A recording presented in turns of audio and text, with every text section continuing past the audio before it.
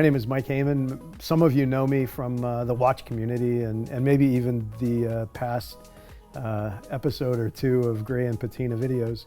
And I'm here today turning the tables on Curtis and Gray and Patina. We're going to talk a little bit about Know Your Dealer from a different perspective. So welcome to my shop. It's Thank you. Great to have you here. Looks very familiar. It looks a lot like yours. That's why. We're here in sunny Southern California. We are. Well, thank you for inviting me to your shop. This is a complete rip-off of Gray and Patina, but I know. I'll allow it. I'm a stalker to the next level.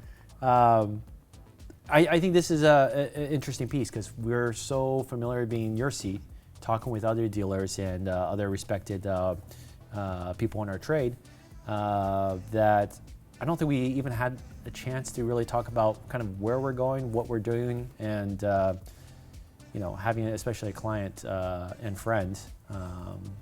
And you, Client, yeah, whatever. Yeah. Talk to us about our journey as well as yours. Well, and when I asked you if we could do this a while ago, by the way, I mean you've put me off a few times. I really was interested in seeing how you would handle a conversation that you've had with so many others. And one of the things I've really appreciated about Gray and Patina and the storytelling and the stuff that you guys do is that you're brave enough to sit down with I mean, what could in many ways be considered the competition. I know you don't really consider people in that way, but I love the fact that you've done that, and I've always gotten so much from those conversations. And as somebody who's really fascinated by the community of both watch collectors and dealers and all that stuff, I really appreciate the opportunity to do this. And I thought maybe this is a bit of a recap, and for anybody that's interested, there's like amazing archives of these videos all the way back to you introducing Gray and Patina and yourself and what kind of motivates you to do this. But I think it's helpful to just kind of go back to the beginning, and maybe you could share a little bit about your genesis in this. Absolutely.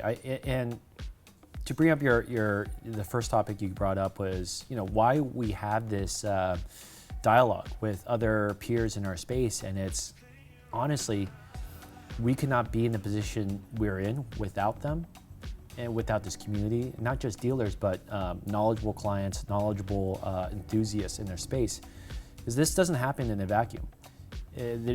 We're working in a hobby and space where nothing really is concrete. You can't go to an encyclopedia and pull up, okay, 1977 GMT, what is a serial range, or what, I mean, those resources do exist, but it doesn't happen through one person. And so, I got my start purchasing watches from Yatsik, who's now with Tropical Watch.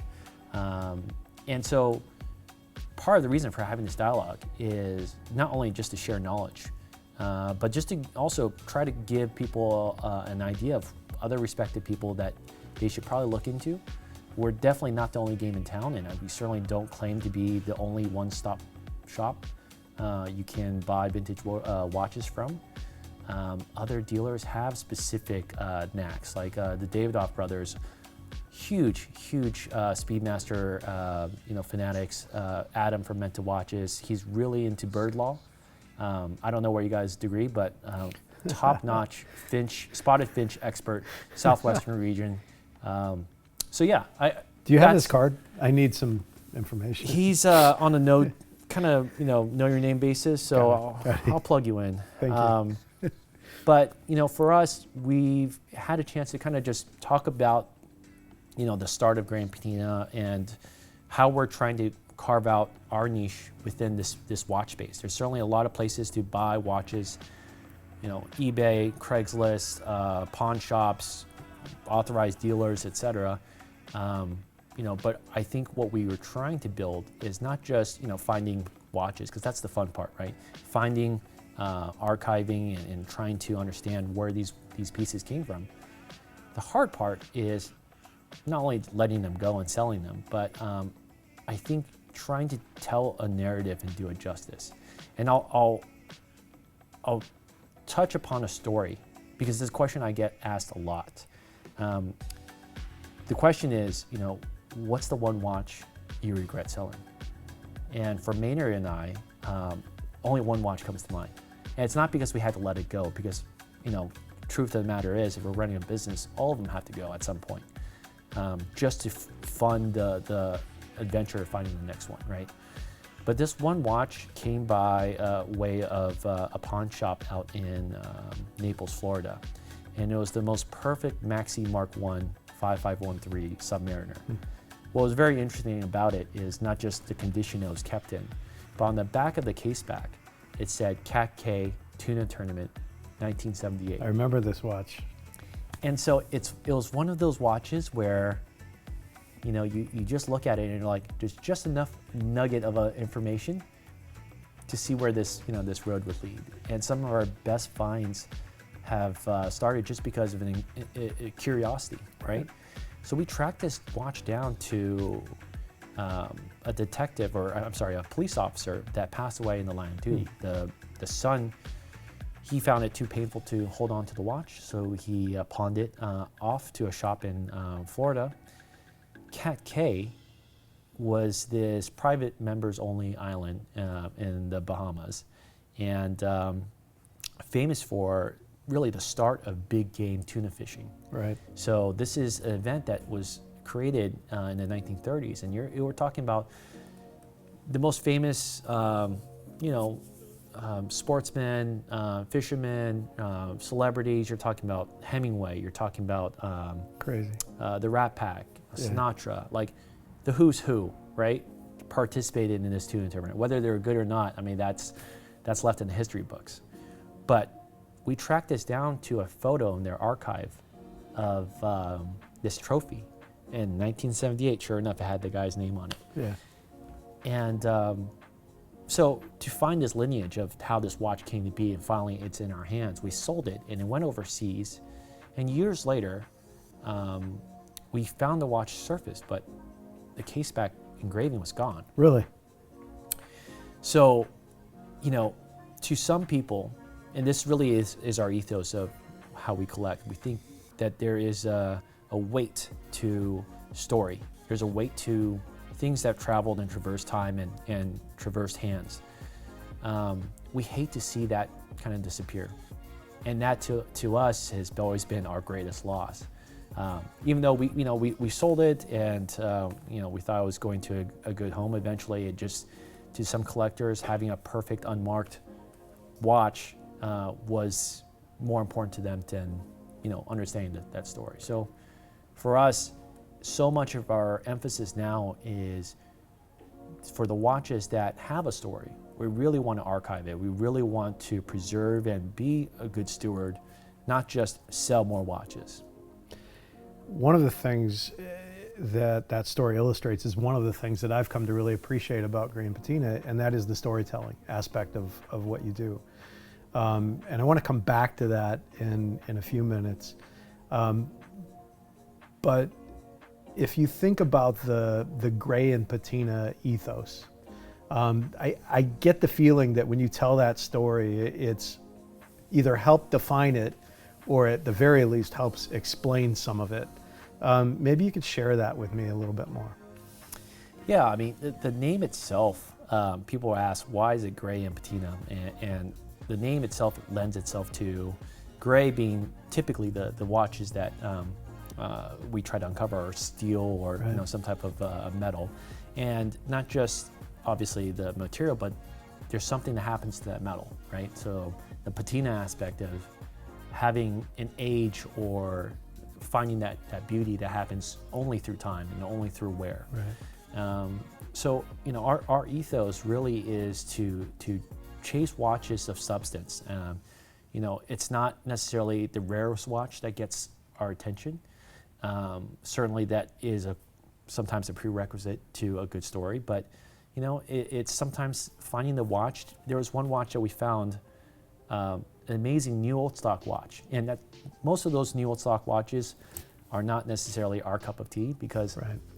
it's it's kept in the cupboard. But this one watch literally came with box papers, everything, and had a stack of receipts. And we're like, why is there a stack of receipts here? And every one of those is like a $30 payment. And so this guy basically bought this watch on layaway, made these weekly payments. Kind of the way I pay you. I got to pull up your file because you're missing a few there. But we found that so endearing, right? Because it's not necessarily, it may not be a pristine watch in that aspect is our go-to watch to try to sell. But getting a glimpse of what this person went through and the commitment and the sacrifice that they did, he couldn't afford it, but they wanted it. And I think ultimately he felt too he felt too guilty wearing it because he had spent all these these months saving up for this watch. So basically sat in safe for 18, 25 years, like just waiting for the next owner. And the person that bought it put it on right away and said, I'm wearing this thing. That's crazy. And that's also finding that marriage of client to timepiece. That is also very, very meaningful to us. Well, that story illustrates so much because you have kind of a defined aesthetic when it comes to watches. I mean, Gray and Patina has really its own aesthetic in general, but when it comes to watches, a very specific aesthetic. And here's a case where the watch may not really fit that aesthetic, that thing that you're chasing, and yet it's the story that gets you motivated for the watch. I like that. Yeah, I think the story for us is everything, and not every watch, every great watch has a great story to it. But that's kind of the charm of it, is if you don't know the story of it and you're the new owner of it, I mean, that's for you to decide, and that's for you to depart with however you may choose. It may be inherited by a family member, or it may be sold to the next passionate enthusiast. Right. That's what we want to tell, and I think that's way more interesting than, hey, this is the only Tiffany dial 1675 that has this underlying font. Like, great, I can imagine it, but is there more? Is there more? Is there something deeper than just some arbitrary dot? So, a lot of these watches that we're talking about, or that we've talked about up to this point, just because of the way the world is and the world's work, they've increased in value dramatically. And you're talking about watches that, just have large price tags by anybody's standard of measurement, large price tags. But I've also noticed that, the ethos kind of filters through to watches that aren't always kind of those high visibility, obvious things. Maybe you could talk a little bit to that, because there's some great examples, I think. Yeah, I mean, I think there are, especially in this world of social media, Instagram, et cetera, it's very easy to get caught up in hype watches, right? We're talking about, what's XYZ celebrity wearing and where they think this watch is going to go price-wise, or record-setting auction results. And I think there's enough people talking about it. Yeah. That I don't think we have a unique voice in saying, oh, this is going to be, you're going to get X return. And I think that's the most boring conversation to have, is what do you think this is going to be worth in X amount of years or X amount of months? And it seems like the conversation recently has been weeks and months where pricing has changed, right? Yeah. So I think the important part of finding our brand identity is to really listen to our own voice, what the stories that we really care to hear.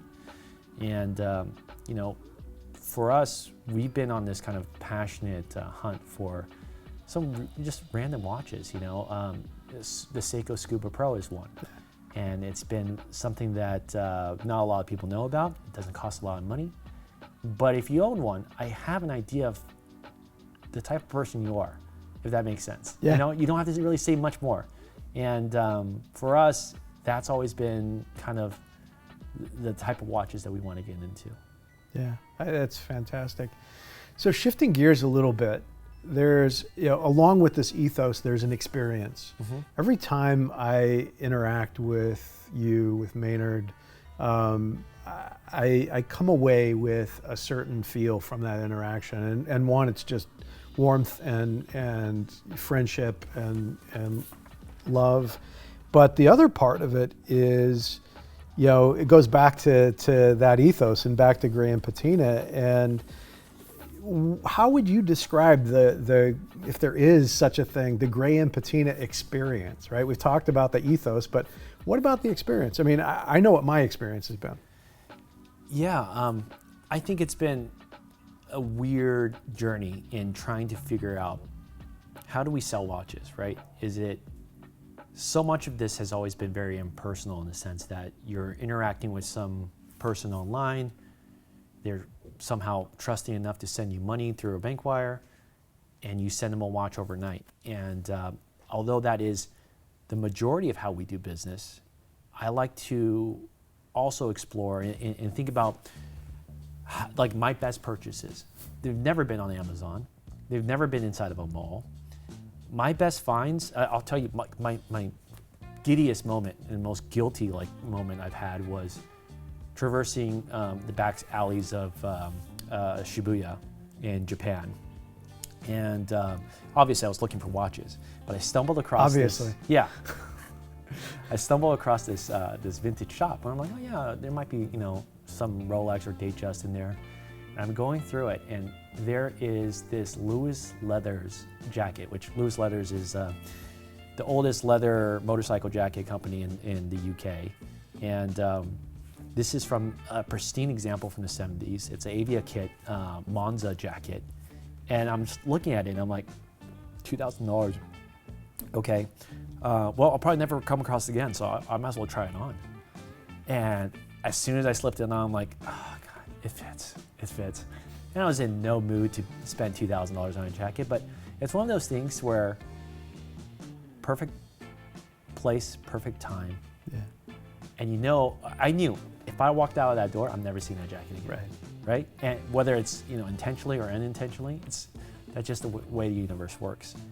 And so when I thought about my best experiences, they've always been unexpected. Yeah. And part of the reason why we opened up a brick and mortar, even though it's by appointment only, is we wanted to give an opportunity for people that are interested in watches. Maybe they don't know exactly what they want. Maybe they have it like defined down to like a 80 sub or GMT. But just to come in and not necessarily have it at a showroom, but just to understand and be have a second to get a little bit more acquainted with the watch, right? I remember, the watch that you brought in today, you had to see it a few times. Yeah, absolutely. Before the final time, you're like, you know what? I keep asking to see this thing. And I don't think you can transact like that necessarily and depend on it online. True. So I love the fact that when I got into this, I relied heavily on Jacek to show me and show me what a red sub is, show me what, there's a little bit of education and care and attention that needs to take place for people to feel comfortable. Mm-hmm. So our brick and mortar is here. It's a bit hidden, and it's intentionally not based in LA, not based in a super major city. How are the lease payments at Downtown Disney? Well, I have to moonlight as Mickey. As the mouse. Yeah, as the mouse. Yeah, I think good finds there should be some work. There should be some effort to get there. One of my favorite architects, Ian Pei, famously designed the Louvre in Paris. His magnum opus, his like work of creation, his final big job was the Miho Museum near Kyoto. But it's an hour outside of Kyoto, and literally there's nothing there. Right. But probably the most amazing museum I've ever been to. And when you go there, you're like, there can't be a museum here. And this whole museum is dedicated to deities. So it's just, it's such a surprise. And when you get there, there's maybe only 25 people there. Crazy. And you think this museum it's built to handle thousands of people. But there's an intimacy and there's a bit of mystery, like you shouldn't be here, but you found it, so you deserve it. Right. And so if I can capture just an element of that and, some of that magic and be able to bridge some of the watches that we found to the right client, Like, I think that's as rewarding for me as to someone that walks in here. I think some of that comes down to confidence and commitment. If you think about the museum, it's the only reason to go there. Yes. Right? Yeah. You wouldn't go there for any other reason unless maybe you lived that direction, right? Right. But it's the only reason to go there, and commitment, because it was still worthy of the effort and the investment and all those things. And you and Maynard and your team have done something that not a lot, and I know you know this, but not a lot of watch dealers, especially vintage watch dealers, have done. There's a few examples, but not a lot of examples. The ones that are obvious to me, besides Gray and Patina, maybe Want to Buy a Watch, and the Davidoff brothers in Geneva, where you've committed to a space, you've committed to kind of the hardscape that goes into the work that you do, and you've articulated the reason for that. But beyond that, you've built a team, and I know that while it's you sitting here, that I get to ask questions of, that there are a lot of important people that go into that. No, actually, it's just me. It's all me. I knew this was coming. Maynard tried to get into the seat today, and I was like, no, please, I need to be sitting here. No, honestly, what we try to build in the physical space, the brick and mortar here in Southern California, can't be replicated in many other aspects. So we rely on Paul, we rely on Jimmy to kind of bridge some of that experience virtually online. And I think that's the most we can do to bring justice. And obviously, now everyone can come out here, especially during COVID, Sure. To our space. And we've recently expanded to Napa Valley as well. Once again, yes, it's a destination town, but take a little bit more effort to get to than just being in San Francisco or New York, etc. Right. No, I think the team has allowed us, and because they're so passionate in their own respective fields. Paul's been doing video for a decade plus. Also, super talented in the music space as well. Right. So marrying some of those the visuals to the ambiance and I think really expresses the emotion that we have for some of these watches. Jimmy is our recent addition, and obviously very, very passionate film shooter. I can't say enough, what he's continued to build out on our photography side of the business. And Maynard and I, we just found our groove, and not many people know this, but Maynard was a client of mine before we, Right. really pushed out to be Gray and Patina, and we actually met on the Southwest flight coming back from San Francisco, and he was asking for my autograph. I know it's part of the business, It must get tiring. But we found this really unique groove in how we carve out, and I'm very impatient. So a lot of the nuanced stuff and the big picture stuff, he's done such an excellent job of maintaining relationships with some of our suppliers, building out the back end of how our operation runs, and I just do everything that's fun. Yeah, So, of course.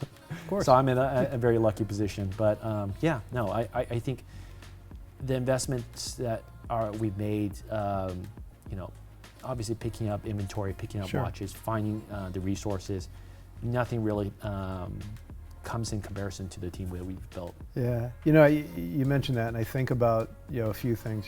First of all, what I've learned, and it's been learned through observation here, really, is that the success, just from a pure business standpoint, forget about image and any of those things.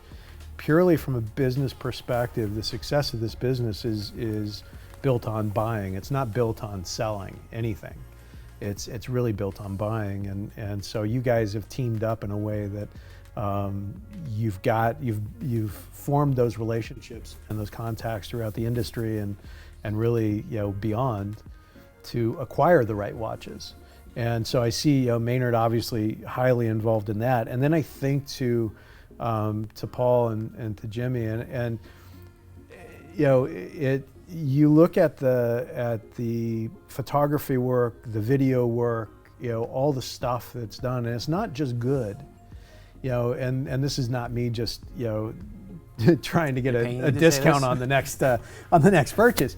It's not just good, it's actually about as good as it gets in the business in that area. So you're right. I mean, everybody's got their role, and everybody's kind of uniquely gifted in that way, and I find that both refreshing and honestly a little surprising, because this is a business that is very grassroots, not Grand Patina specifically, but the entire industry, very grassroots, and often just a person operating from a computer and a phone. Sure. Which doesn't make them less quality necessarily. They just go about it differently.